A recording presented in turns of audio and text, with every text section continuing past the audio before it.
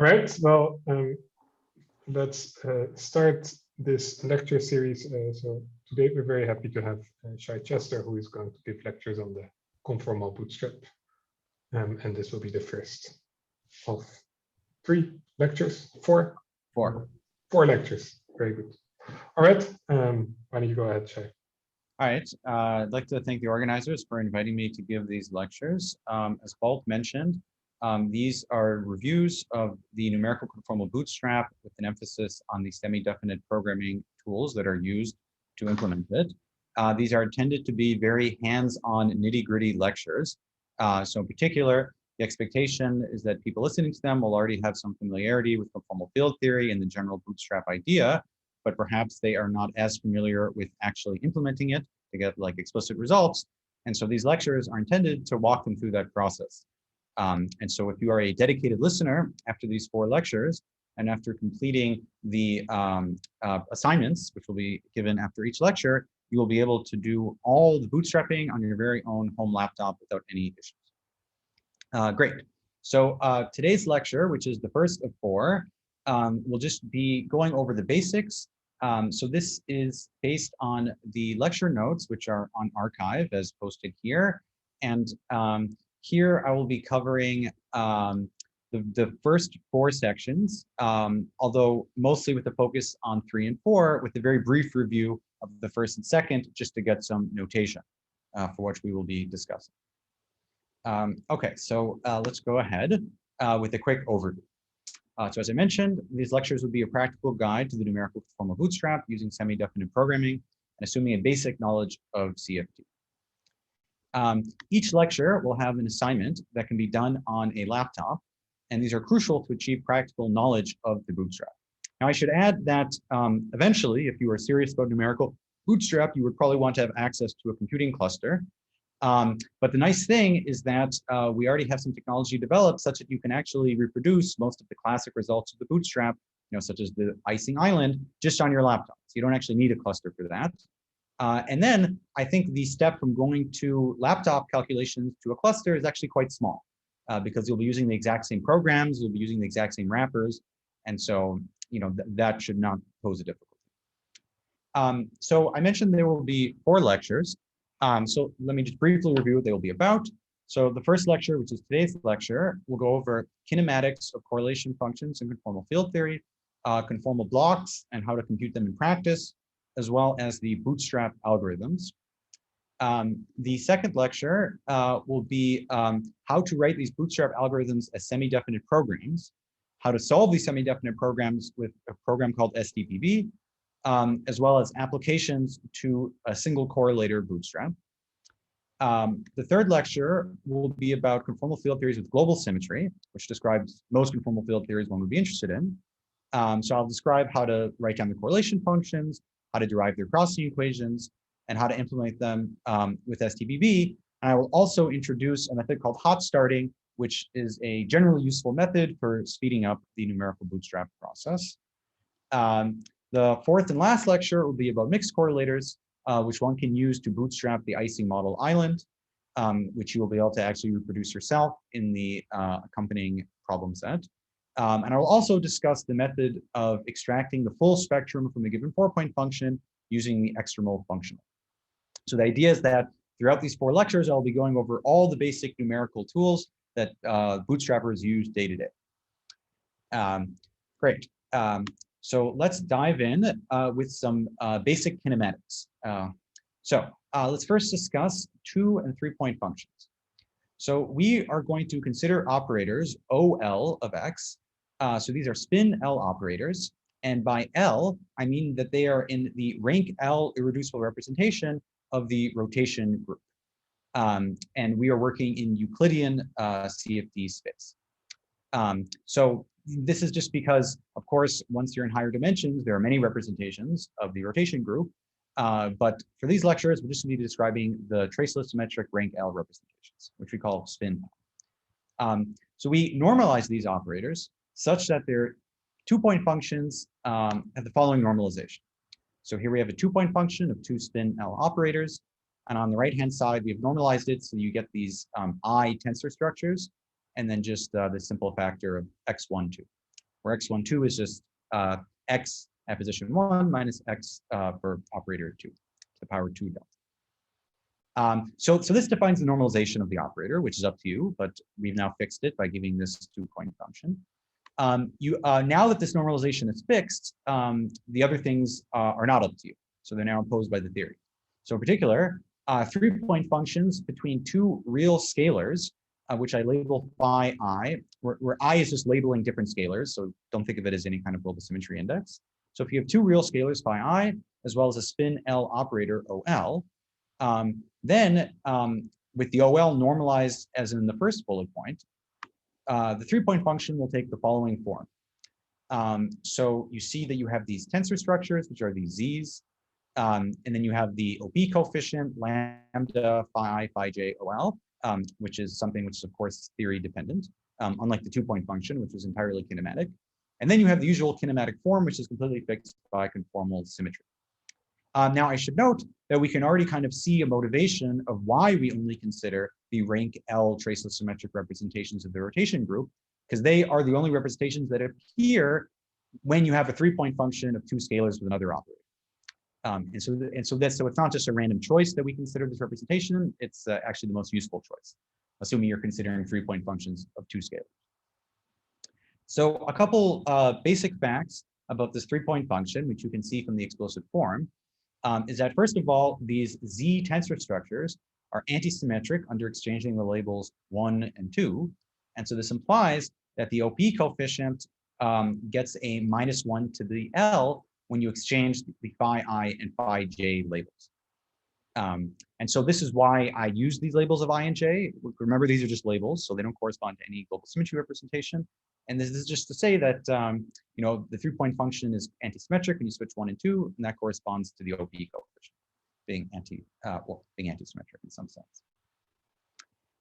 Another important fact about this 3-point function is that for unitary theories in Lorentzian space, which in Euclidean space correspond to reflection positive CFTs, we can always normalize our operators so that the OP coefficients are real. And here I'm specifically talking about the case of an OP coefficient and the OP of two real scalars. And so this will be a very important input once we get to the Bootstrap algorithm in a few slides. So any questions before we move on past these basic kinematics?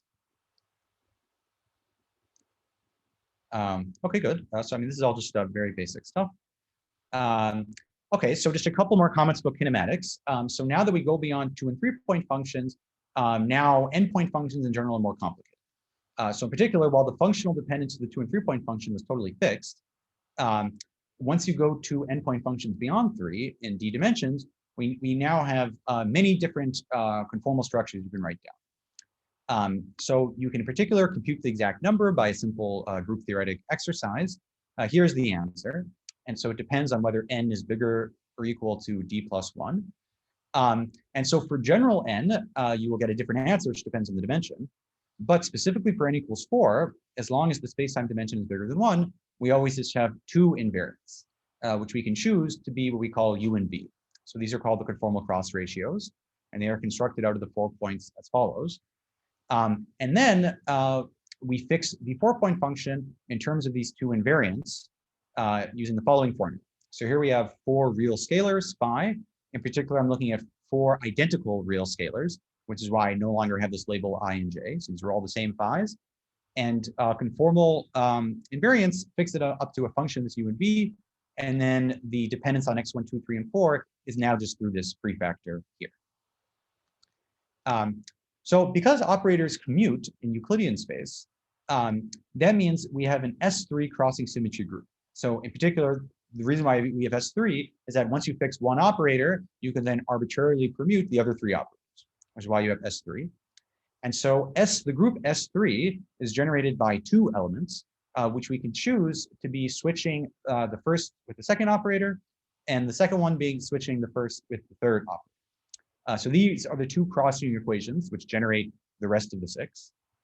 And when you act with these crossing equations on this 4-point function, the way they affect G, U, and V is in the following way. And this is entirely just based on the definition of U and V in terms of these X's, as well as this prefactor.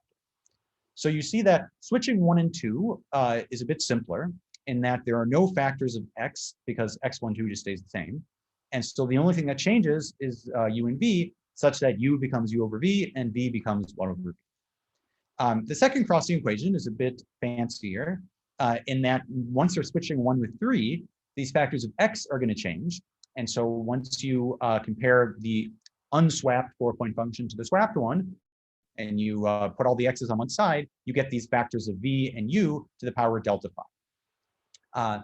So as you will see in a couple slides, the first Crossy equation, which swapped 1 and 2, can in fact be trivially satisfied in a way we will make precise, while it is the other Crossy equation, which exchanges 1 and 3, which is more non-trivial and is in fact the basis of the conformal bootstrap and the rest of these lectures. So this one rather innocuous equation has a lot of richness to it. Okay, so this concludes all the discussion of kinematics. So any questions before I proceed? Okay, good. Okay, so now let's talk about some other general constraints from conformal symmetry. So a first very important constraint is something called the unitarity bound. So all operators with spin L and scaling dimension delta in a unitary series CFT, with the exception of the identity, which just has scaling dimension and spin 0. So every other operator satisfies the following bounds. So if it's a scalar operator, then its scaling dimension has to be bigger than or equal to d minus 2 over 2. Whereas if it has integer spin bigger than 0, then it has to respect this other bound. Where I should note that I'm just focusing on operators of integer spin in these lectures. Of course, for fermions or for higher form operators, there would be different unitary bounds, but I won't discuss those. So these are bounds. If these bounds are saturated, then special things happen. So for instance, when you saturate the scalar bound, then this implies that the operator is a free operator, and in particular, that means the CFT must be free. Or at the very least, it must include a free sector. So it could be, I guess, a product of several CFTs, one of which is free. If the spinning operator saturates their bounds, then that operator is now a conserved current. And so in particular, if it's a conserved current with spin bigger than 2, then there is a famous paper by Maldacen and Zhiboyedov which showed that the CFT also must be free. So similar to the fact that when the scalar saturated its bound. So we will now make a definition that we call a local CFT as a conformal field theory, which has a conserved spin 2 operator called the stress tensor, which has dimension d and spin 2. So the reason why we make this definition, it might seem obvious, is that it turns out you can actually define conformal field theories without a stress tensor, but which nonetheless will obey all the other properties in these lectures. So they have all the same kinematic properties, and you can still do the conformal bootstrap with them, and you can in fact compute bootstrap bounds with them. And so from the perspective of a bootstrapper, these non-local CFTs are seemingly as relevant and interesting as the local CFTs. So at first, this might seem like a rather obscure quantity to have some theory which does it on stress tensor, but in fact, there's a very well-known example of this, which is called generalized free field theory, which is defined as Wick contractions of some scalar phi, such that the scaling dimension of phi is bigger than the free theory value of d minus 2 over 2. And so you construct this theory out of this scalar phi, and then composites, which are given just by acting with derivatives on phi, putting another phi on the other side, and then also putting these boxes. And so all the composites then have the exact scaling dimensions 2 delta phi plus 2n plus l. So the reason why we call this a generalized free field theory is because it looks like a free theory in the sense that all the scaling dimensions are fixed, all the OP coefficients you can easily compute as well, and you can compute everything with Wick contractions, just like a free theory. On the other hand, it's not really a free theory because the scalar does not saturate the bound, which is what you have for a real free theory. And also, we define free theories to be local CFTs, so they actually have a stress tensor. Whereas the generalized free field theories do not have a stress tensor. So like in particular, if you plug in delta phi being bigger than d minus 2 over 2, then you will see that the resulting spin 2 operator you get has dimension bigger than d.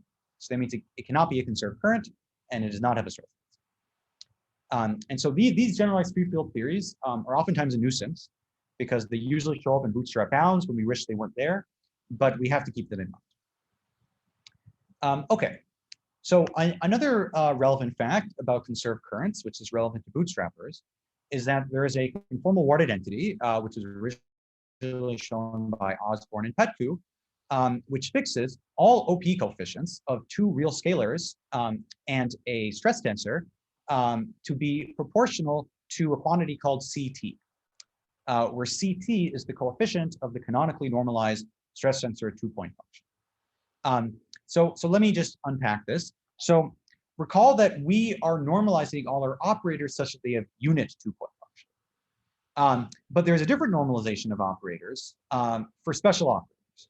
So like there's something called the canonical normalized stress tensor, which is not of unit two-point function. Instead, its two-point function is proportional to some quantity called CT, which counts the degrees of freedom in a theory. So for instance, like this CT will increase the more scalars you have in your theory, or the more fermions, or the bigger the gauge group, et cetera. And so because we instead are normalizing our stress tensor to have unit two-point function, this CT was pushed from being in the two-point function to instead appearing in the three-point function, which is why it appears in this OP coefficient in the following way. And then the other factors which appear in this formula, they basically just come down to our normalization. So the factor of d over d minus 1 with the minus sign just came from our normalization. The other important thing to keep in mind is that this delta phi appears. So that means if you're going to be changing the value of delta phi, this relationship will be changing. And so the fact that delta phi appears here will be important once we talk about later in the lectures how to bootstrap this OP coefficient and correspondingly the value of CT. Okay, so this is our lightning review of unitarity bounds. So just let me know if there's any questions from the audience before we move on. So I take it no. Okay. Shai, did you emphasize that I missed? Did you emphasize that D is larger than 2 for your lectures? Yeah. So Okay. I gave us a little brief about that, yeah. But I said in earlier slides that we're just talking about D bigger or D bigger than or equal to 2, or and I guess for this purpose, I guess D bigger than 2. Because some of the things on this slide, like that CFT with current is free, is true only for D larger than 2. Exactly. Yeah. So thanks for pointing out that subtlety. So in these lectures, I'm mostly going to be talking about D bigger than 2. Many things in this lecture will also apply to D equals 2. So in particular, most of the bootstrapping algorithms we will describe also work in D equals 2.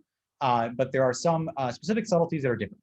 So as Slava is mentioning, some of these facts about conserved currents and whatnot are different in D equals 2 because you have this expanded Virasoro algebra. And so of course in D equals 2, you can have many conserved currents, which are all packaged into some kind of Virasoro multiplet, but nonetheless the theory can be interactive. And so this is a very important, interesting thing. But for the most part, we'll be talking about D bigger than 2. Okay, so thanks for that comment. Okay, so yeah. Let me address the participants and say you should all feel free to ask questions, and usual tradition is that you can also interrupt the speaker with questions if you have one during the, so you don't have to wait until the speaker pauses. Yeah, exactly. Yeah. So I should emphasize these lectures are mostly intended for students. And so if students don't ask any questions, I will feel like I have not done my job well. So I hope that more students will ask questions, and like the stupider the better. So like please don't hold back. If you want, you can raise your hand as well. If your hand is missed by the speaker, I'll keep an eye on it. Yeah. Raise your hand or just butt in. Like it doesn't matter. Like this is very informal. Okay, yeah. I mean, because otherwise, the experts already know all this stuff, so like they don't need to hear it again. Okay, so let's now review another basic fact about CFT, which will be necessary for these algorithms, which is the OB expansion. And so for the OB expansion, we expand two operators at 2 points in terms of all operators allowed by symmetry at just 1 point, using something called the OBE expansion. So here on the left-hand side, we have 2 operators, where I and J are again just labels. Notice there are 2 different points, x1 and x2. Whereas on the right-hand side, we have now expanded these 2 operators in terms of just 1 operator, just 1 point, which we chose to be x2, but at the cost of the fact we have to sum over all operators in the theory which are allowed by symmetry, which is what the sum over k implies. And then these coefficients C are totally fixed by kinematics. Well, up to an overall number. So in particular, if you apply this OPE to say a 3-point function, so then you can write the 3-point function in terms of a 2-point function, which is then fixed kinematically. And then we can compare the result you get to the known expression from the 3-point function, which we gave in the first slide. And this implies that these coefficients C are proportional to the lambdas that appear in the 3-point function. So first of all, this justifies why we call the lambdas OPE coefficients, because they are the coefficient which shows up in the operator product expansion. And also, this just goes to show that these C's are completely fixed kinematically up to an overall number, which is of course theory dependent. Okay. So this is what happens when you apply the OPE to a 3-point function. You can now apply the OPE to a 4-point function of identical real scalars twice. So particularly, you can first apply the OPE to the first and second one, and then you can next apply the OPE to the third and fourth one. That will collapse this 4-point function into a 2-point function, which is then just fixed kinematically, but at the cost of introducing this this sum twice. And so after you do that, you get what is called the conformal block expansion. So here we have the formula for the 4-point function. We have the same prefactor in terms of x12 and x34 that we had before, except now, instead of just writing this generic function of g and u and v, we've now expanded that generic function of u and v in terms of a new quantity called g delta L, which we call a conformal block. And we now have an infinite sum over all the operators that appear in the OPE. So this infinite sum corresponds to this abstract sum over k. And then we have the OP coefficient twice because we took the OPE twice. And so this is kind of the basic formula of the conformal bootstrap, this block expansion. I should note that I am normalizing my conformal blocks such that when you take the limit as u goes to 0 and v goes to 1, that they take the following form. The reason why I choose this form, in particular, the reason why I have this funny factor of -2 to the minus spin, is that this will imply that the lambda that shows up in this 4-point function is the exact same lambda that showed up in the 3-point function in the previous slide. And so this is just for simplicity of these lectures. And this is also what I use in the lecture notes. Now I should note that oftentimes in the literature, people will use totally different normalizations of blocks, in which case the definition of lambda that appears in the 3-point function is not the same definition of lambda that appears in the 4-point function, and they differ by some number. And so this can be a little bit confusing, and so you have to be very careful.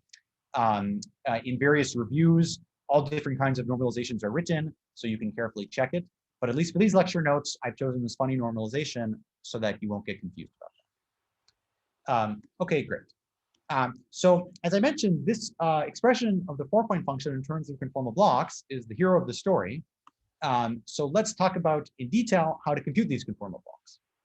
So in principle, you could compute the conformal blocks just from the definition of this OPE. So you could like write down explicitly what all these C's are, and then you could do an infinite sum over C's, and that would be your conformal block. But that's a huge pain in the ass. And so instead, there are much easier ways of computing it. So firstly, it turns out that these conformal blocks satisfy a certain differential equation called the conformal Casimir, which takes the following form. So it's the variables are u and v, because of course those are the only free variables. And then these labels, scaling, dimension, and spin, show up in the conformal Casimir. And so this is the general formula for any global conformal block in 2 or bigger dimensions. If D is even, then this formula actually has an exact solution, which was found by Dolan and Osborne. So for instance, in 4 dimensions, it can be written in terms of pairs of hypergeometric functions as such. Where notice that I've introduced some new variables instead of u and v, you define something called z and z bar, which will also come up in these lecture notes. So from the definition of the conformal block in terms of this conformal Casimir, you can actually check that the conformal block satisfies this nice property, which is that if you replace u and v by u over v and 1 over v, then you get the same conformal block up to this factor of -1 to the spin. And so this immediately tells you why the 1-2 crossing equation is a bit trivial.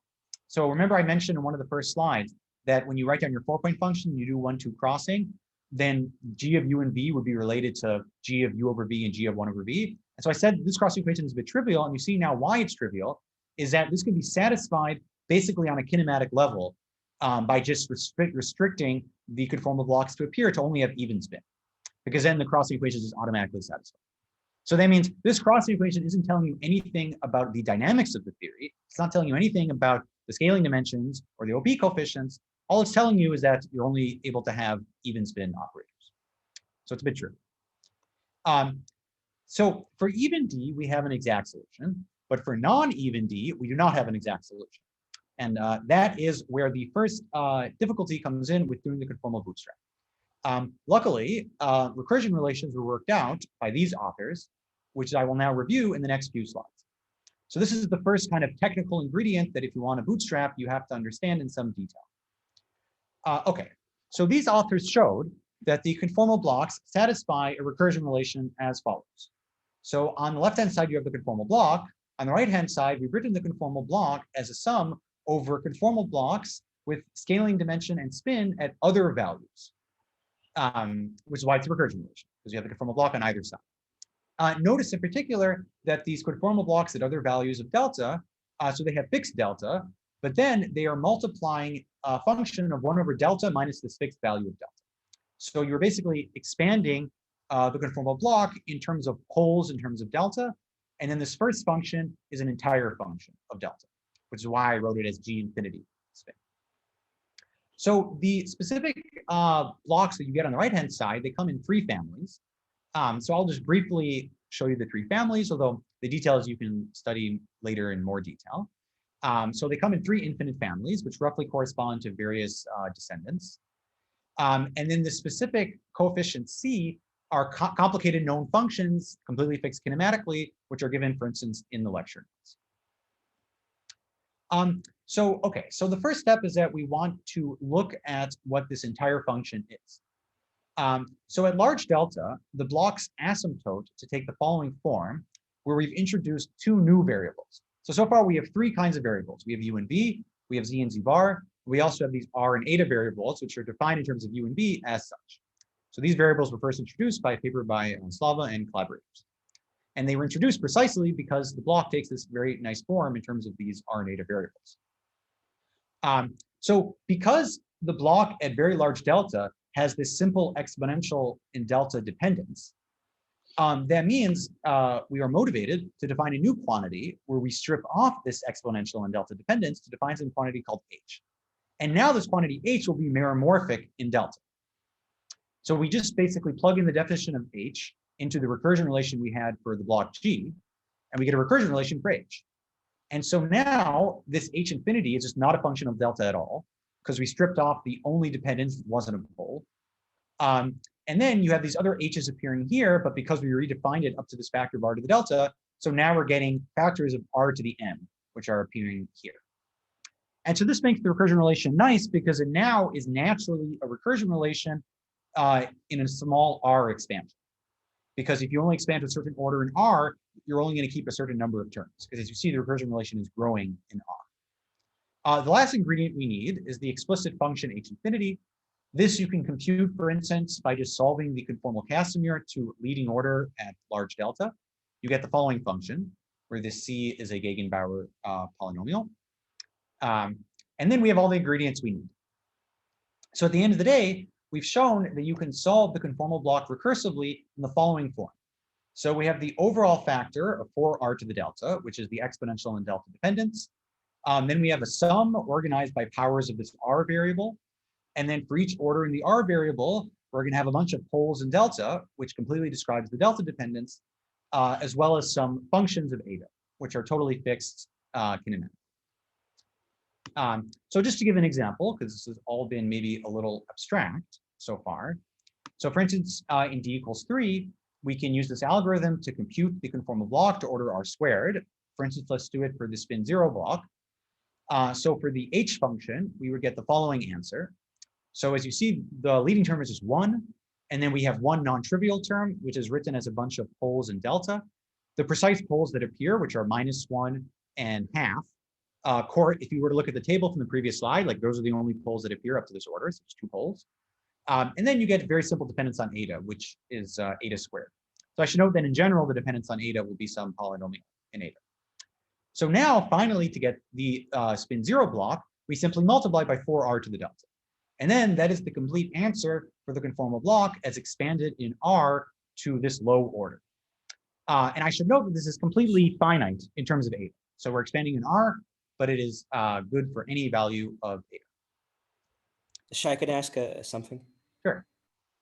So delta equals ½ in 3D should not be a problematic value of delta, but it seems that it's a problematic value.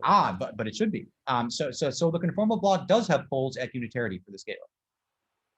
So like, yeah, okay. So I'm glad you asked them. So I didn't want to go into these details because this is these lectures are more about practical implementation. But if you're to look at the papers that actually derive this formula, the reason why these poles appear is that conformal blocks have poles at like values of scaling dimension that are at or below unitary.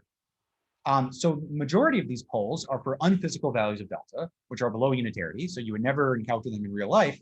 But there are some cases where you actually get a pole at unitary. And this is just a fact of life. But it's not a problem, you know. So don't worry about it. Well, it's not a problem in any application I know of, although maybe in some cases it can be annoying. No, but it's not only its a problem, it's kind of a feature because it just means that the free scalar cannot appear in the OPE of, I mean, in practice, it means that the free scalar cannot appear in the OPE of two other scalars because the conformal block blows up. So it's a good thing. It's kind of agrees with what you said before, that the free scalar should be just decoupled from anything else. Yeah, exactly. So Slava is saying, you know, like there's a reason why this is happening, which is that, like, you know, the free theory is very special, and, you know, it's kind of separate from every interaction. Slavas, your comment is almost correct. The free scalar cannot appear in the OP of two identical scalars, but of course, phi squared phi. Yeah. That's what I meant, because here we are talking about conformal blocks of identical scalars. Yeah, yes. You're right.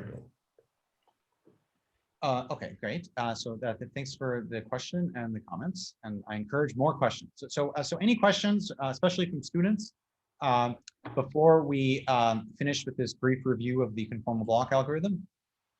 Because you know, because if you want to do practical bootstrapping, it's very important to realize how to compute these conformal blocks. This is kind of the first non-trivial step. So, like, I will also give some further description of conformal blocks at the end of the lecture. But just if there's any questions so far, please ask. Okay, great. So hopefully this is all crystal clear. I should also note, as I will also note later, that the recursion relation I've just shown you works as long as the dimension is not an even number. And so you might say, like, okay, that's fine, because when the dimension is an even number, we actually have an exact solution. But it turns out, for some purposes, you actually want a recursion relation, even when the dimension is even.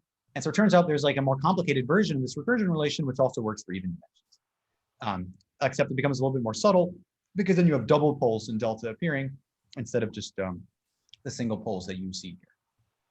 And also, I should note that this also works in 2 dimensions for global conformal blocks. Although, of course, for Virasoro blocks, it's more complicated. Okay, great. So now that we have finished this lightning review of conformal field theory basics, we can now move on to the more interesting part, which is the actual Bootstrap algorithms. So let's first just review the ingredients that will go into these algorithms. So firstly, we had the 1-3 crossing equations, which I mentioned are the bedrock of the entire conformal bootstrap. And so we could rewrite them as follows. So we introduced this quantity we call f, which is literally just the 1-3 crossing equation written here. And then the crossing equation is just the statement that the sum of OP coefficients times these f's is 0. And so I should note that the sum for the 4-point function of identical real scalars runs over just even spin operators. That was basically imposed by the 1-2 crossing equation. They only have even spins. Also, for local CFTs, one operator that we know must appear is the stress tensor. Although, of course, we can also consider CFTs which the stress tensor does not appear, for instance, generalized Springfield theories. Another fact we know about this equation is that the OP coefficient squared is positive. This followed because unitarity showed that we could choose a basis such that the OP coefficient itself was real. And so that means its square is positive. So that's another very important input. Another important input is that all scaling dimensions, except for the identity, have some lower bound, which follows from unitarity. And so this is why what I'm going to be discussing just applies to unitary CFTs. Non-unitary CFTs being interesting, but this lectures will not discuss them. Finally, we can think abstractly of these f's as infinite dimensional vectors. So we label each vector by delta and spin, and then the vector space is the space of all values u and v. So it's an infinite dimensional vector space. In fact, it's like a twice infinite dimensional vector space because it's like 2 functions worth. So this means that we can think of this crossing equation written in the first bullet point as an infinite sum of infinite dimensional vectors with positive coefficients that must be 0. And so it's this abstract algebraic way of thinking about it, which will be useful for these algorithms. So in particular, if we think of it as a vector space, that means we could think of a functional on this vector space of these f's, which is what we will now do when introducing the Bootstrap algorithms. So let's first discuss the simplest algorithm, which is how to compute an upper bound on scaling dimensions of operators. So there are four inputs to this algorithm. The first one is that we normalize our functional alpha such that when it acts on the f corresponding to the identity operator, i.e. with 0 spin and scaling dimension, then it's normalized to 1. So of course, we always need to normalize our functional, otherwise it could just have any overall number multiplied. The second input is that we assume that the scaling dimensions delta L of all spin L operators that appear in the score point function, except the identity, of course, obey some lower bounds. So that means for each spin, there will be a different lower bound, which I call delta B spin. So for instance, the unitarity bound would provide a minimal choice of these bounds, but in principle, we could impose stricter bounds. So then with these two inputs, we now look for a functional alpha that satisfies that alpha acting on all the f's other than the identity must be greater than or equal to 0. Then if we can find an alpha with the first three properties, then by positivity of the OP coefficient squared, we would then have that alpha acting on the full sum of f's with OP coefficients would have to be strictly positive. The reason why it's strictly positive is that if alpha acting on the identity is 1, and if alpha acting on everything else is at least 0, that means alpha acting on everything must be bigger than 0. In fact, it must even be bigger than 1. Although, like, there's no real difference between saying bigger than 1 or bigger than 0, because that was just a choice of normalization. I mean, we could always normalize 1 to be epsilon, for instance. So if this was true, then this would contradict alpha just acting on the crossing equations itself, because the crossing equations say that alpha acting on the crossing equation should be 0. So this would give a contradiction. And so then this would imply that one of our assumptions must be false. And the only one that could be false is these bounds. And so that means in particular, one of these bounds must be false. So that means there must be some delta such that it's smaller than the bounds for at least one spin. If we cannot find such an alpha, then we just conclude none. So the answer is either this bound or nothing. So as an example, we could set all these bounds to their unitarity values for all spins, with the exception of some specific spin, spin G. And then by varying the bound for the spin G, as well as the value of this delta phi, we could get an upper bound on the lowest scaling dimension for spin G, i.e. the lowest dimension operator with spin G, as a function of this delta phi. So remember that delta phi enters because delta phi is part of the definition of these f's. So just to remind you, f is defined as the difference between these two conformal blocks, and delta phi appear here explicitly. And so this just gives an example. Like, this is one way we would put an upper bound on the lowest dimension operator for a given spin as a function of the scaling dimension of the external operator. So any question about the scaling dimension algorithm? Okay, good. So now we can do even better with this algorithm. So far I just described upper bounds, but in fact, we can get either an upper or a lower bound, again, on some specific operator delta I for a specific spin G by adding a gap assumption. So the gap assumption is this. The statement is that alpha acting on f with this specific scaling dimension and spin must be greater than or equal to 0, as long as the specific scaling dimension is smaller than the bound that we have also imposed. So that means in addition to all the these constraints on alpha that we put here, this is an additional constraint, which is that alpha acting on this specific f is greater than or equal to 0, where delta is now fixed. So we then call this delta B spin G the gap. So the reason why it's called a gap is that above this gap, we are allowing for a continuum of operators. So that means they can have any value of scaling dimension starting at this delta B. But below the gap, we are only allowing for a specific value of delta, which is this delta I for this spin G. And note that this is a fixed value of delta, unlike the continuum of delta above the gap. So for any physical CFT, presumably it has a discrete spectrum, which means that only a specific value of this inserted operator is actually allowed. So that means we would expect that, up to the precision of our search, we would find some tiny interval in the allowed values of this delta I around the true physical value for the actual physical CFT. And so this is why you get both an upper and lower bound. Whereas in the previous algorithm, which didn't assume any gaps, you could only get a number. So to give an example, let's assume that there exists only one relevant scalar in the phi OPE. So we could do this by looking at a spin 0 operator, setting the gap to be D, which decides whether or not an operator is relevant or not. And then we could insert some operator below this D with scaling dimension delta I, and we could vary it in the range between where the free theory is at D minus 2/2 and D. And so then this would be telling the bootstrap that we just have one relevant scalar, which is something we will do later with the Ising model. Okay, so this concludes our discussion of scaling dimension algorithms. So the other basic kind of algorithm we will consider is OPE coefficient bounds. So this also has 4 inputs. So again, we start with the normalization of the functional. So now, instead of normalizing f for the identity, we normalize f for some specific operator whose OP coefficient we want to bound, which I'm going to call O. So we're normalizing f for delta O and spin O, and we normalize it to be either 1 or -1, depending on whether or not we want an upper or lower bound. And you will see why it's 1 or -1 in a moment. The second step is very similar to the scaling dimension algorithm. So we assume that the scaling dimensions delta L of all operators in phi, other than the identity and the operator's OP coefficient we're bounding, obey these lower bounds, which again could be the unitarity bound for simplicity. Again, the third step is similar to the previous algorithm, which is that we require alpha acting on the Fs for all other operators to be positive.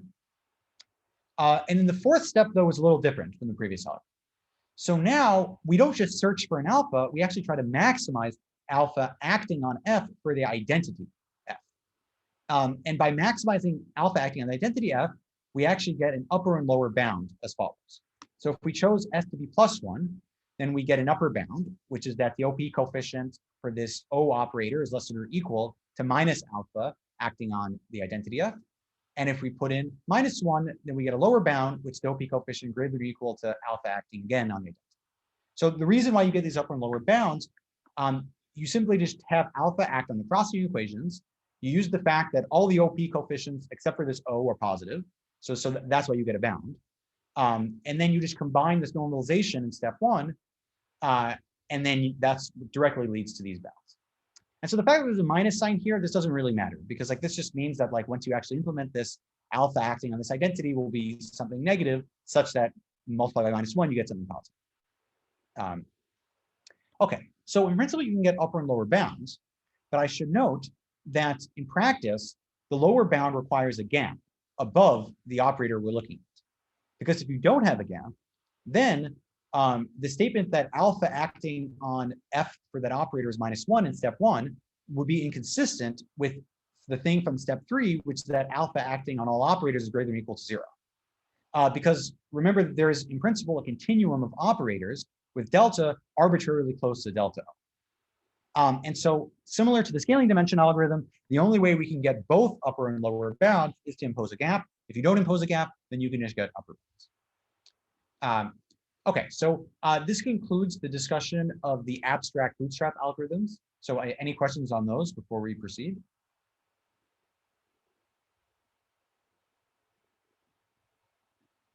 Okay, great. So I guess everyone is following, hopefully. Okay. Sorry, I do have a question. Sure. So it's not very clear to me this mention that you make about continuum of operators. Yeah. So can you elaborate a bit on that? Like, sure. Is it a general feature of the spectrum we get that we have continuum of operators? Okay. So we should differentiate between like our algorithm and physical CFTs. So actual physical CFTs that exist in the world, when you're above 2 dimension, generically shouldn't have like a discrete spectrum of operators. In fact, there might even be a theorem to that effect. But we're not like, but we're just talking about an algorithm, which is just in principle applying just to like a function, like a function that satisfies.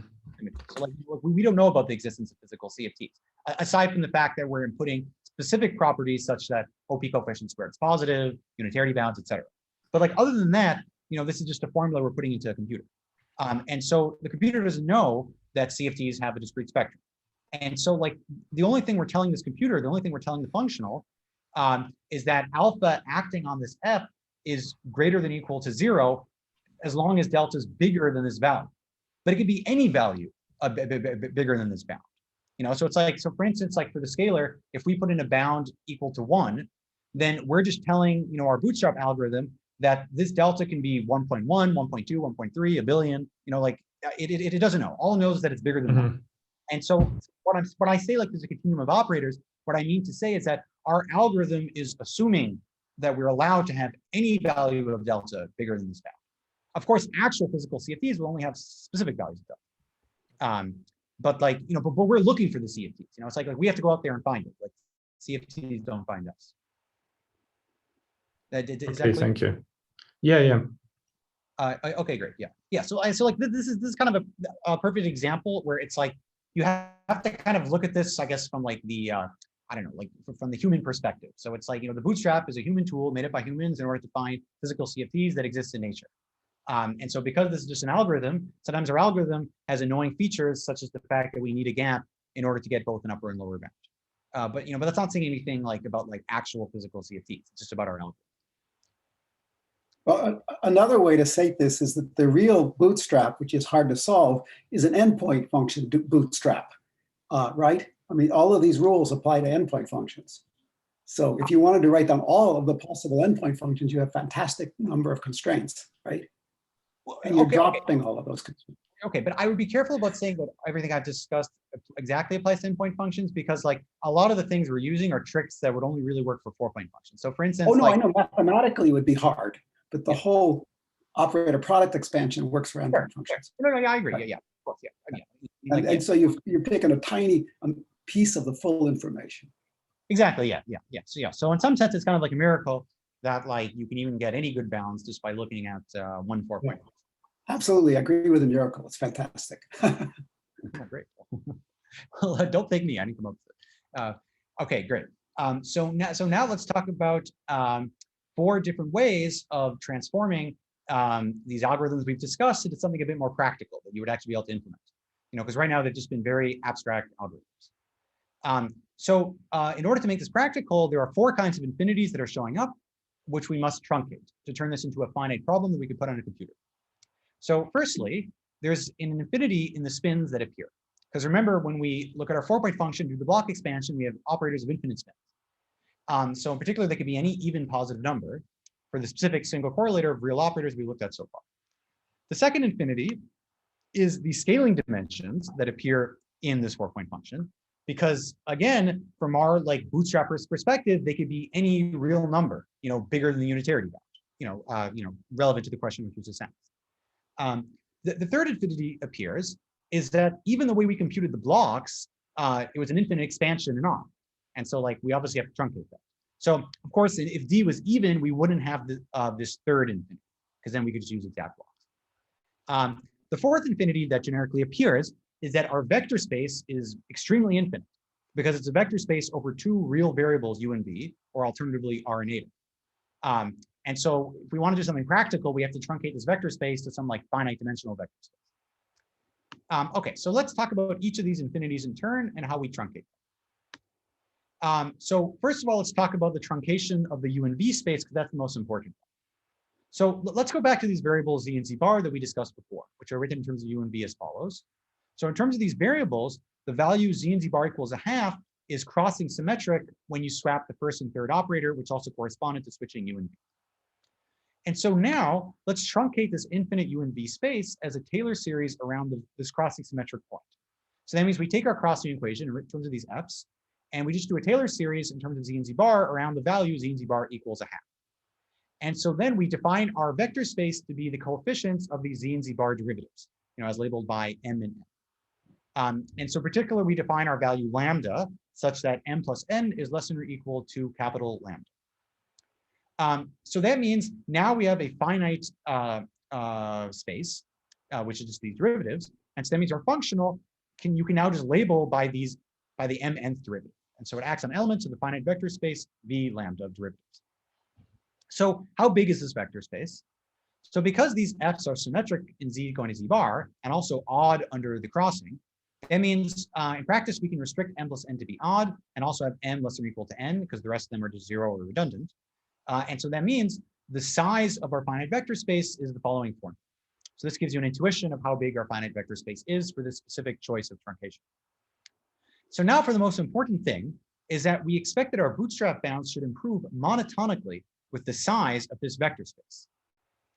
Because the idea is that the bigger the space of alpha, the easier it is to find an alpha which will satisfy our algorithm, which is just, logic, like the more variables, the easier it is to find an alpha. But the easier it is to find an alpha, that means the easier it is to find a disallowed point, i.e. the stricter our upper bounds are going to get. And so that means it's only going to change in one direction. So like the bigger lambda, the better the bounds. And so this is the sense in which the bootstrap is rigorous. And this is extremely important. So this might be the most important slide in this lecture. Because of course, there are many methods that people have introduced, to attempt to study quantum field theories non-perturbatively. Many of them have many virtues, but they all suffer from the problem, which is that none of them have rigorous bounds in the sense that they only increase in one direction automatically, as far as I know. And so what really makes the bootstrap special is that it really just only increases one way. It's monotonic. So this is one thing you should really remember, especially if you're talking about people who work on other methods and you want to brag. Okay. So that's the first and most important truncation. Also, I should say in practice, the size of this UV space will be the most important parameter. So like when we talk about like improving parameters to get better bounds, the thing we care about the most is the size of this V lambda. Everything else is kind of secondary. So like this is like the size of V lambda is what an average bootstrap paper will quote when they're telling you how accurate the bootstrap is. Okay, so now let's talk about a less important truncation. So remember that our blocks were expanded in R, and so of course we have to truncate to some value to have some finite thing. And so the nice thing is that if we have already chosen the truncation of the UV space around this crossing symmetric point, so when Z and Z bar equal to half, then in terms of an R and eta variables, eta is 1 and R is around 0.17. And so because the conformal block expansion was naturally expansion in R, because R is so small, that means the block expansion is actually converges extremely quickly. So this is yet another motivation for choosing the specific truncation of the U and V space to be around this crossing symmetric point. So I should note that this truncation to just including certain terms in R up to R max is non-rigorous, unlike the truncation in U and V. So that means in principle, the bootstrap bounds could change in either direction as R max increases. Because for sufficiently small R max, the blocks would essentially be random functions. Like for instance, if you only chose R max to be 2, then you're basically just putting in garbage into your bootstrap. And so this might make you worried and very depressed because it takes away all the beautiful and rigorous aspects of the bootstrap. But the good news is that in practice, convergence for R max is so fast that bounds for a given lambda do not change at all for sufficiently high R max. So for instance, if you were choosing lambda equal 19, then as long as you use R max equals 30, using any bigger value of R max just won't change anything. So you could put in R max equal 100 and you'll get the exact same results as R max equals 30. And so that's why it's like, I would say it's effectively rigorous in the sense that there is this non-rigorous truncation in terms of R, but it converges so quickly that we can just set it to some high value and then forget about it. Which is different from, say other methods in which there might be many parameters, all of which are important and like all of which you have to tune very carefully. Okay, so now let's talk about truncating spin. So again, we will just truncate spin out of some like L max. And so in order to know that this is a reasonable thing to do, there's this very important theorem first published in this paper by Slava and collaborators, which shows that if you take the conformal block expansion, and if you look at the tail of the expansion, i.e. you look at all operators with a scaling dimension bigger than some delta star, then this tail of the conformal block expansion is bounded as follows. And so the important thing about this bound is that it goes like R to the delta. So the precise prefactor you can actually even improve, in subsequent papers, but the only really important thing is the fact that it goes like R to the delta. And because around the crossing symmetric point, R is around 0.17, so that means as delta grows, this thing is to become very, very small. And so that means that large dimension operators contribute very little in practice to the bootstrap.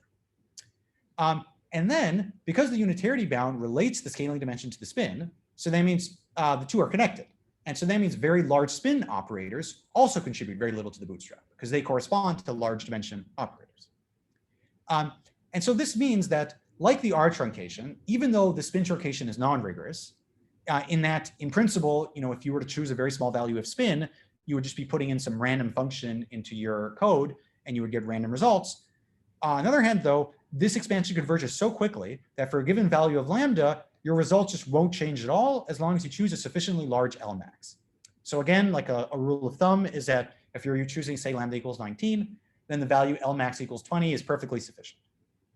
And putting a bigger value of Lmax won't change anything.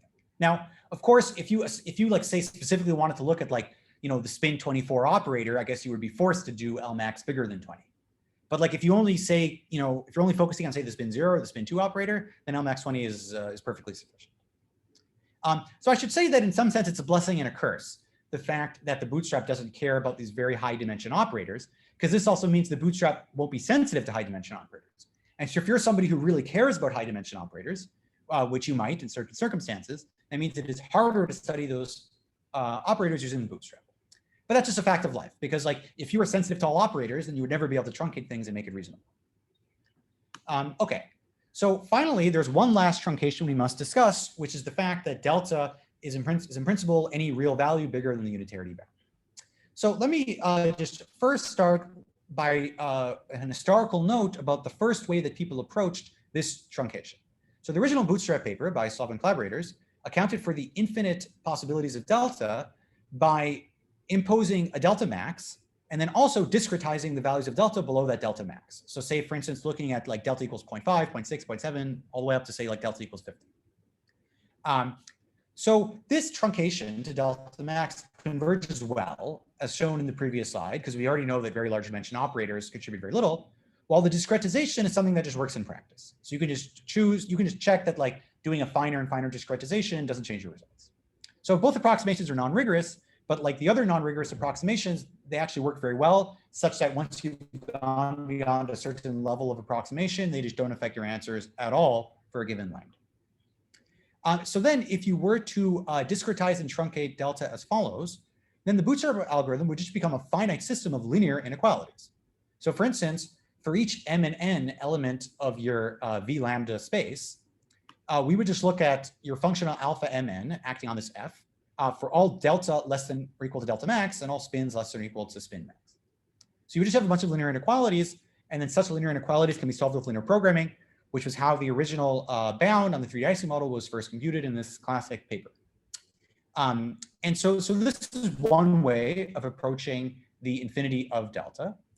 But there is a better way, which was discovered later, which avoided these non-rigorous truncations in delta by instead writing the constraints as a polynomial in delta, which automatically takes into account the fact that delta can be any value bigger than a certain bound. So this was introduced by the paper by these authors, and it uses semi-definite programming, which is going to be the approach mostly discussed in these lectures. So in particular, in the semi-definite approach to delta, you want to get some polynomial in delta. And so the way you do that is you take your blocks. And remember that previously we wrote the blocks when expanded in R as some 4R to the delta factor times a function which was just a bunch of poles in delta. And so that means if we want to get a polynomial in delta, that means we have to just multiply our block by exactly 4R to the minus delta to get rid of that delta dependence. And then just by all the poles that appeared when you expanded your block up to some R max. And then this quantity P is then a polynomial in delta. And so in particular, you can then just plug in this P into F, which was written in terms of blocks. And then it means at the end of the day, derivatives of this F can be written as some polynomial capital P times some positive factor, where this positive factor is 4R to the delta divided by the poles in delta. And so because this is a positive factor, we can just absorb this positive factor into our definition of the OPE coefficient. Because remember, the only important part of this OPE coefficient is that it's positive. And so multiplying it by anything else positive is okay, as long as we keep track of what we're multiplying it by. And so that means at the end of the day, we can now write our Bootstrap algorithm as constraints on polynomials in delta, which are the natural things of which semi-definite programming addresses. So we won't go into the detail of how semi-definite programming works. That's for the next lecture. But in the last couple slides, I will just briefly discuss some tricks of how to improve this polynomial approximation. So in the next lecture, we're going to talk about how to solve polynomial constraints for semi-definite programming. But I will just note that in general, you want the polynomial in delta to be a small degree as possible. Because the smaller it is, the faster your Bootstrap goes. And so that means instead of just choosing some Rmax and then including all the poles up to that Rmax, which would be okay, but would give you some like big degree, you could do a trick where you actually approximate the full set of poles you would get up to Rmax by some subset of poles that you would get if you had only, say, expanded up to some value of Rmax smaller than Rmax, which we call kappa. So just to reiterate, that means in practice, we expand the conformal block to up to Rmax. It's written in terms of all these poles, but then we're going to rewrite these poles in terms of some subset of poles. So that's what I write here. So a given pole is written as a sum of some coefficients over some smaller subset of poles. Where in practice, we just choose these coefficients to make the approximation as accurate as possible in the range delta bigger than delta unitarity, which is where we care about. So for instance, one way of doing this in practice is that we could take a bunch of derivatives at unitarity as well as at delta goes to infinity, and then demand that this equation is exact, and that would fix all these coefficients C. Lastly, as Antonio pointed out, there is a pole at unitarity specifically for spin equals 0, and so we just don't include that pole in this algorithm. So we just always keep that pole, and we don't write other poles in terms of it. Otherwise, of course, we would get some infinity. So just to show an example of what happens when you do this in practice. So here we plot as a function of delta the difference between, say, a scalar block at the crossing symmetric point expanded to Rmax equals 30. And so we're writing the difference between that with keeping all the poles versus only keeping the poles with this parameter kappa equals 10. And so here is a function, because of course the block is a function of delta. So here we've written delta going from 1 to 5. And as you see, the difference between this approximation is incredibly small for this entire range. So you see, like, the biggest it ever is 10 to the minus 17, which is super accurate. And in fact, because like by construction, our approximation is most accurate at delta equals infinity or at delta equals unitarity. So that means like near those values, it's even like super accurate. It's like probably like something like 10 to the minus 25. And so this shows that like we haven't really lost that much by approximating the conformal block in terms of a smaller subset of poles. And so this is why this is usually a very useful thing to do to speed up the bootstrap. So finally, can I ask a question, Shai? So when you replace these poles with kappa equals 10, so how many poles were there before you did this replacement? So how many poles were?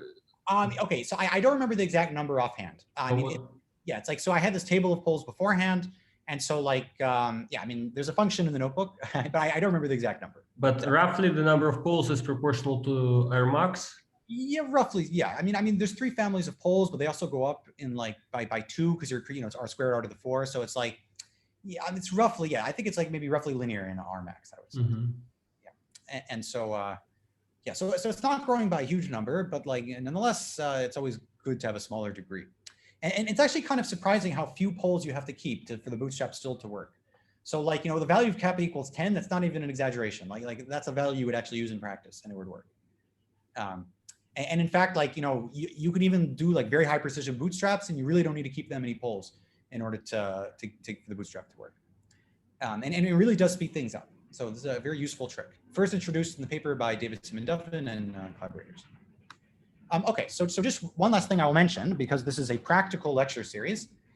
So in these lectures, I've discussed like how to compute the blocks and what the blocks look like, because this is very important to understand the algorithm. But in practice, if you will be practically bootstrapping, you don't actually have to compute the blocks by hand, although you should do it a couple times just to get some intuition. Instead, you can use this code called scalar blocks, which is written by the Bootstrap collaboration, i.e. Walter Laundry, who's the programmer. And it's an extremely efficient code written in C++, which allows you to compute the expansion of conformal blocks in R, including derivatives in Z and Z bar around the crossing symmetric point, extremely quickly. So all it's doing is implementing the recursion relation that we discussed here, but it's doing it in a very efficient way. And I should note that, in fact, this code works for any value of D, 2 and bigger. So it also works for even D. For even D, it uses some alternative version of this recursion relation, which we didn't go through in detail, but it looks similar. I should note that for D equals 2, there's a subtlety because, of course, in principle, you have the Virasoro symmetry. I'm just talking about the global subgroup of the Virasoro symmetry. So these are just global conformal blocks. And so lastly, I will briefly share my screen just to show how to run how to run scalar blocks using Docker on your home computer using a terminal. Okay, so the way I'm going to do this is that I'm going to stop the share. or can I just do a new share? Okay, let me try this. Okay, I'm going to do a new share of my desktop.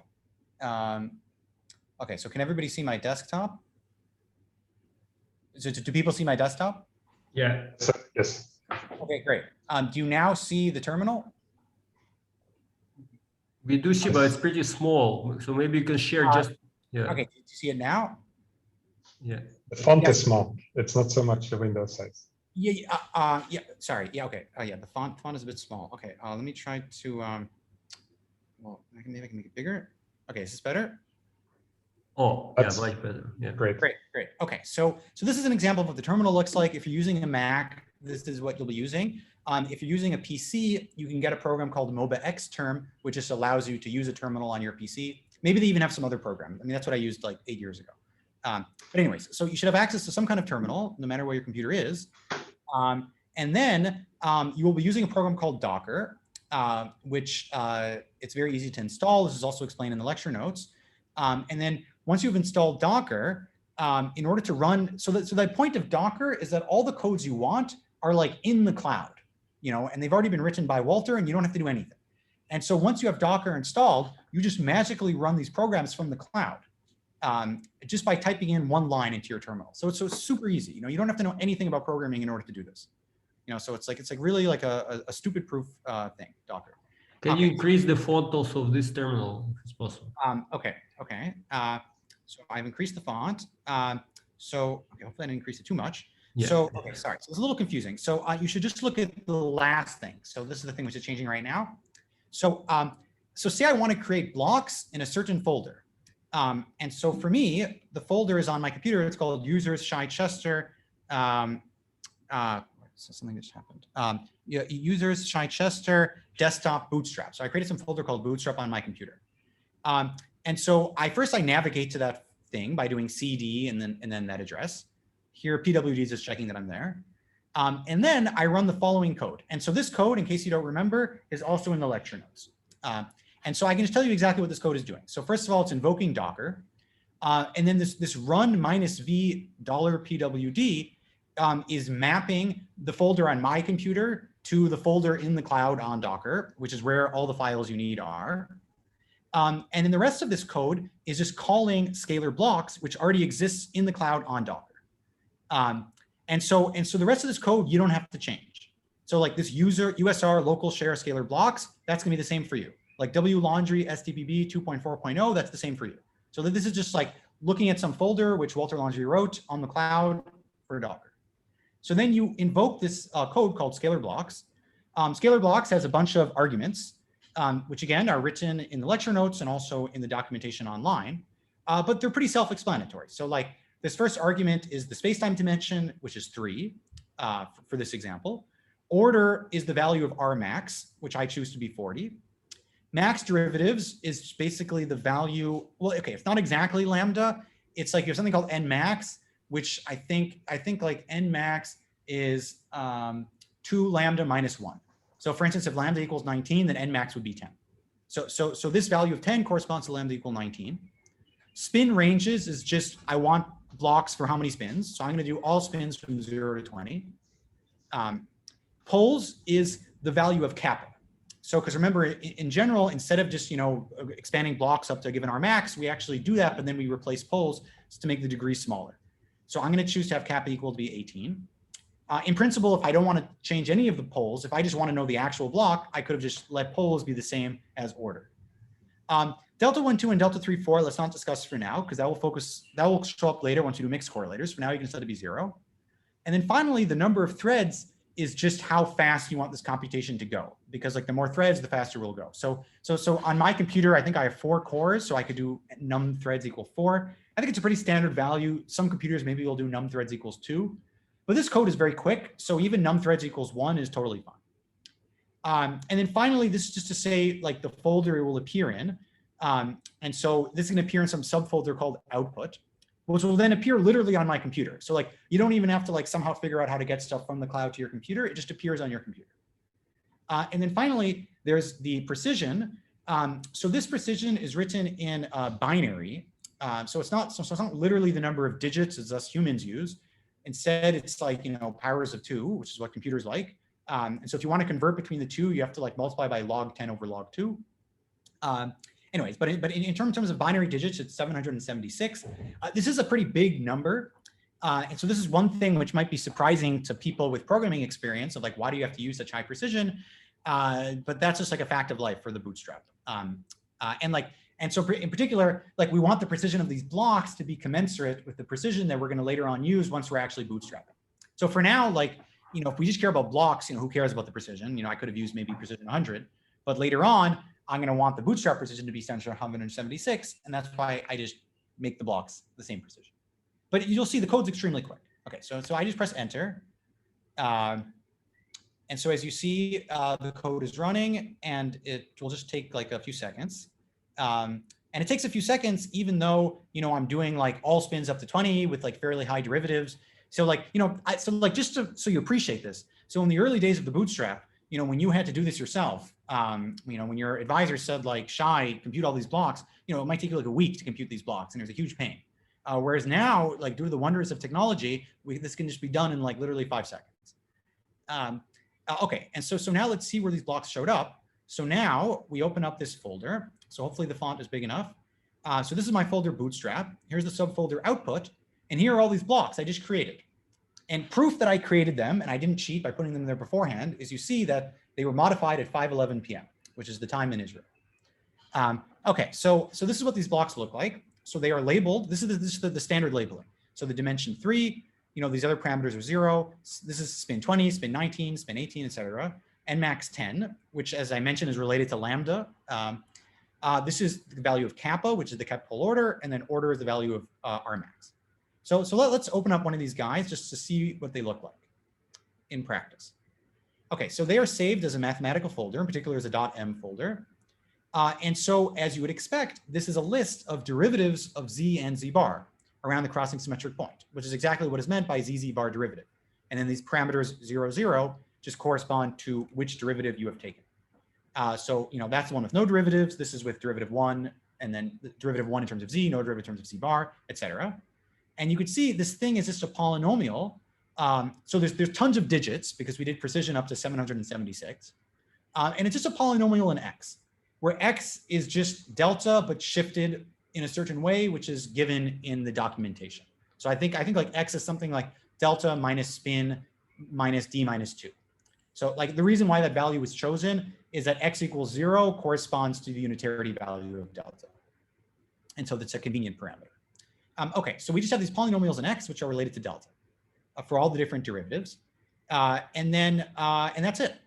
So, I mean, there's also an option if you want that you can also choose for this program to also spit out the specific poles that were divided out. So there's another option I didn't choose here, but it's in the documentation, which will include those poles. But that's not really necessary because you know what the poles are. And so you can also just like write them yourself. Okay. So any questions about this very practical implementation?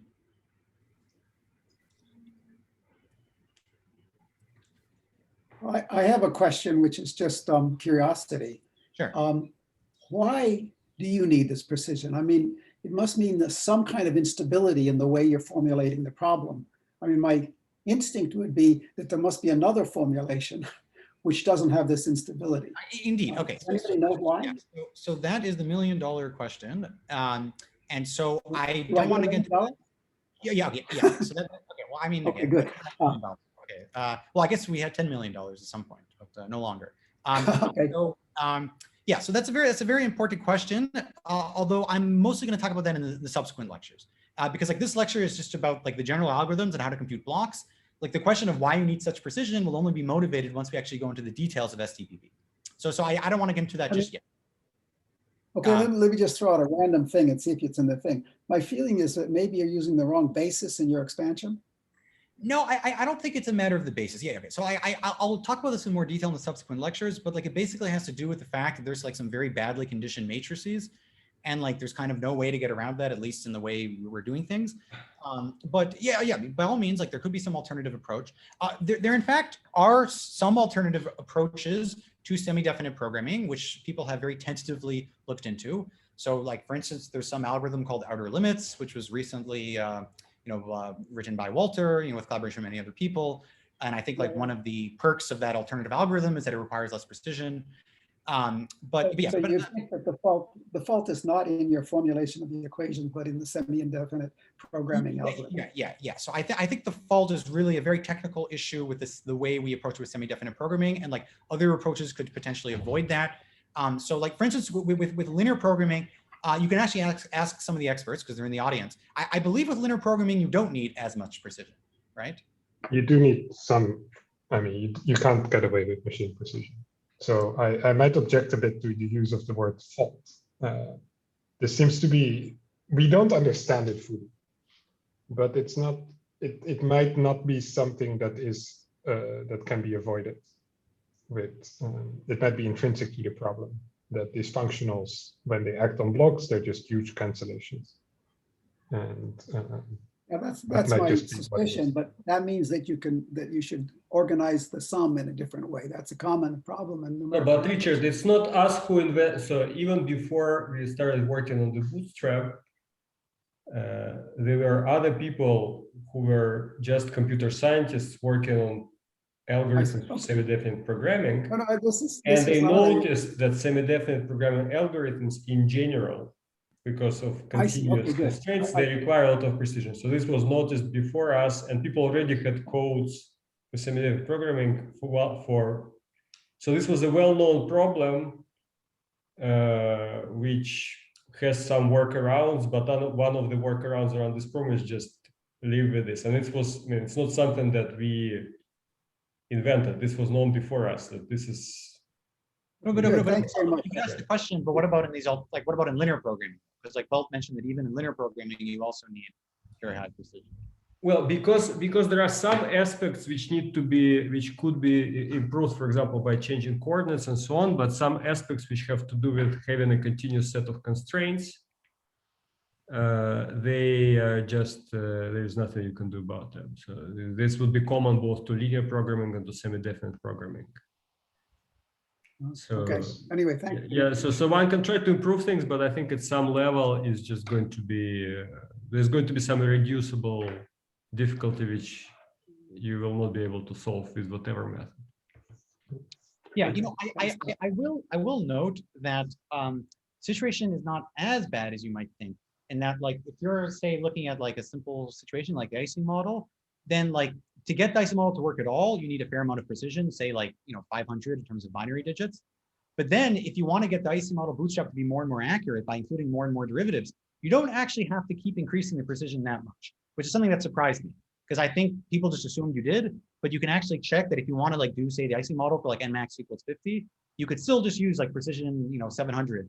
And like if you're just trying to get an allowed like the size of the island, then that precision is okay. Now, of course, for other purposes, you do have to increase the precision. So like if you want to look at the boundary of the island, if you want to use like navigator function, like other more fancy techniques, you need to increase precision.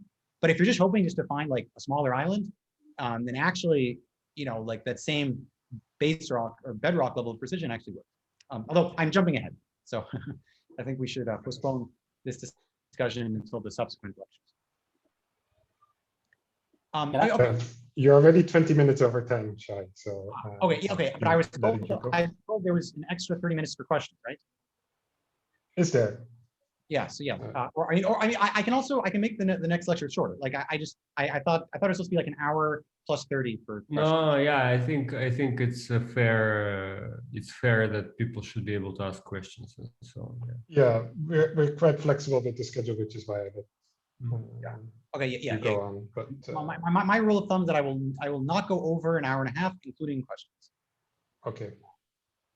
Can I ask a question? Sure. By using this kappa to reducing the number of poles, we introduce errors, but now we ask to have a lot of digits to don't have errors. Isn't that contradictory or? Okay. It's a good question, because basically there's there's different sources of errors. So like there's one source of error, which is like how accurate is the block expansion. But then there's going to be a second source of error, which we haven't discussed yet. This is in the next lecture, which is like, once we have a certain input, like whatever it is, then we're applying semi-definite programming. And semi-definite programming has like its own errors. And so the reason why we need high precision, it's not in order to get just an accurate block. And so like, that's why I didn't want to discuss that in this lecture. So like the high precision, like it has nothing to do with like the blocks. It has to do with semi-definite programming. So like the blocks themselves, we only need, say, to be accurate, say to like 20 digits or something like that, for instance, or say like 30 digits. It's just that like once you input this quantity into semi-definite programming, then you need tons of digits. And so like the reason why I computed these blocks up to huge precision, like, it wasn't like, it's just because I needed this precision when I put it into the program, into the semi-definite program. Like, but like, like honestly, like all the digits except for the first 30 are completely random, or they could be completely random. Like, it's like, I don't care what they are. Okay. Well, I guess they could not be completely random. It have to be some smooth function. Sure. Yeah. You're saying that it can be an arbitrary smooth function, but as long as it's a smooth function, then Yeah. So like, so this is kind of like a funny thing that happens, like, with programming, is that like, like the program itself needs lots of digits, even though the stuff you're inputting, you might only know up to like 5 digits of factors. Okay, thank you.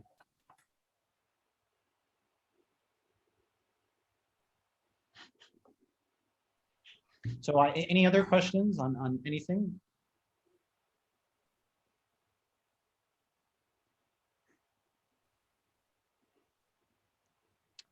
Okay, so in that case, I will just conclude by saying that I will post on the Slack a suggestion of exercises to do for this first lecture, which will just be some subsets of the exercises which are in the lecture notes on the archive.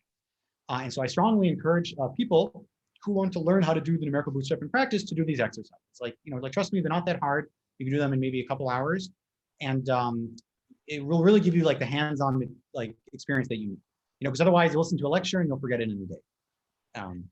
I actually have a question about this Docker thing. So you mentioned the cloud, but who runs the code? Is it the cloud which runs the code, or is it your laptop? I think, it's being run using my laptop, but it's accessing something from the cloud. So this is why the number of cores was my cores. So like, so when I say like the number of threads, like my computer has like, say 4 cores, and that's why I can do it with 4 threads. If you have a fancier computer, maybe you can do 8 threads. Yeah, although the details of how Docker works, I'm not an expert on. I just use it, and it's very simple.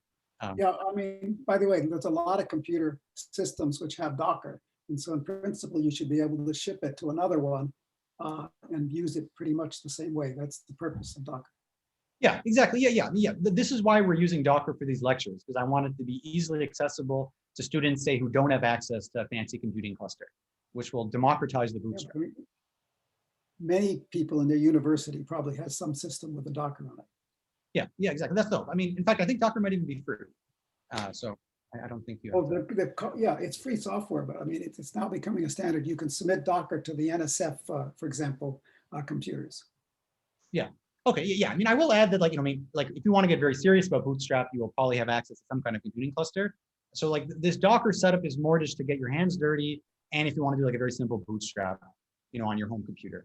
Like, but like, eventually you'll want to graduate to using a real supercomputing cluster.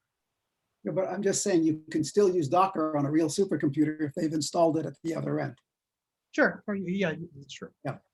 So it's a great tool. Fantastic.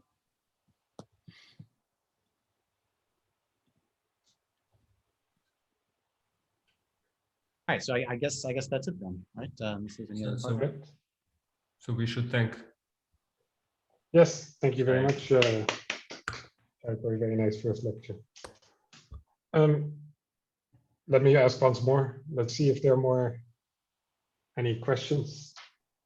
Any more questions from the audience?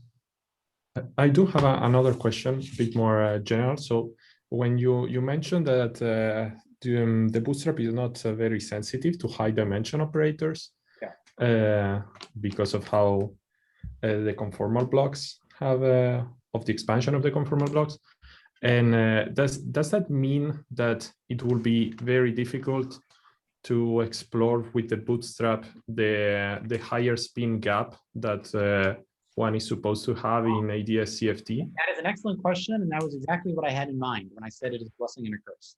So yeah, I imagined. Yeah, exactly. So like, eventually a goal that many people, including myself, would want to do would be to bootstrap, certain holographic CFTs, which would teach you about quantum gravity. But if you really want to learn about quantum gravity, you would want to learn about like really high twist operators, with super high dimension, way bigger than their spin. because like that's where the really interesting physics is going on. But tragically, those are the hardest operators to see from the numerical bootstrap. And that is why it is a very interesting and open question, which hopefully one of you guys will solve, of how to avoid that stumbling block. I see. And that's also why I imagine in the bootstrap in 2 dimensions, it is hard to go to large C. It's the same reasoning, I guess. Large central charge. No. So I mean, the issue of central charge is different because the central charge is not the scaling dimension. The central charge is like an OP coefficient. So like you can go to yeah.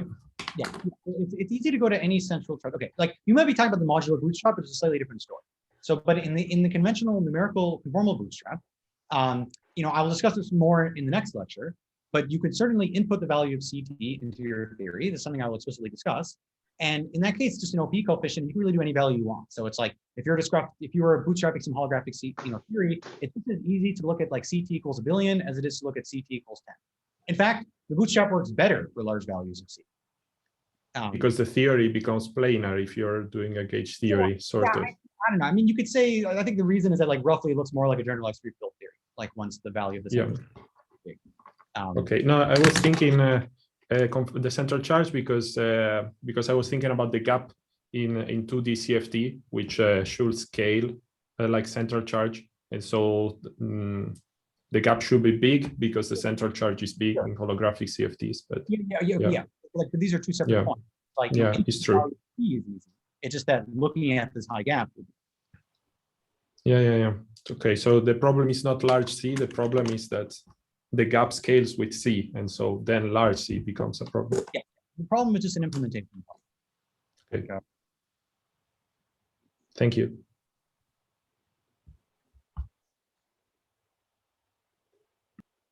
Any other questions?